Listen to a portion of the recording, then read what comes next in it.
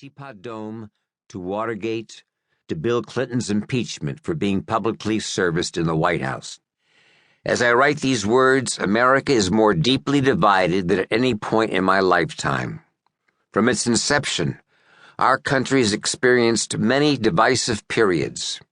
Of course, the most serious division occurred with the Civil War. More than 500,000 people were killed, and it almost brought about the dissolution of the United States. Yet somehow we've always survived. What I want to tell you about in this book is what it was like to make the film Spartacus during another divisive period in our nation's history. The 50s were a time of fear and paranoia.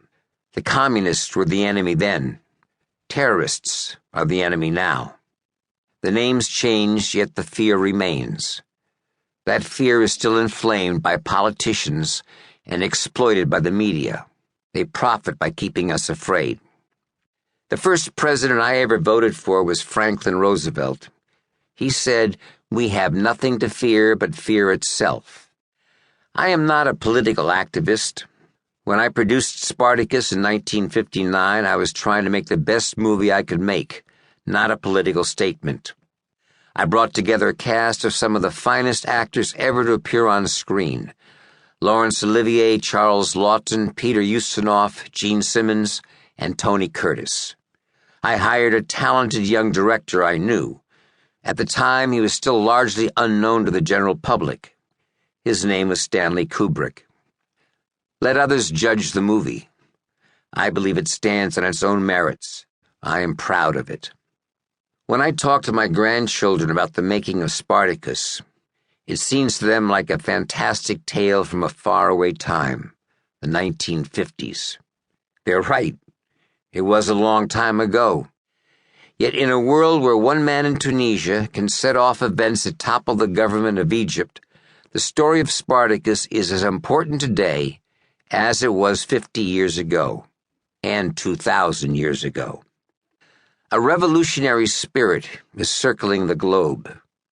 Is it contagious?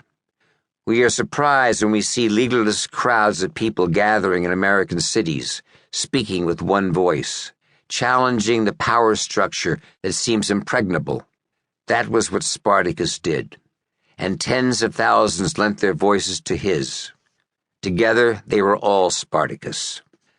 I was a young man when I made this film. I've often said that if I had been a little bit older, I might never have taken it on at all.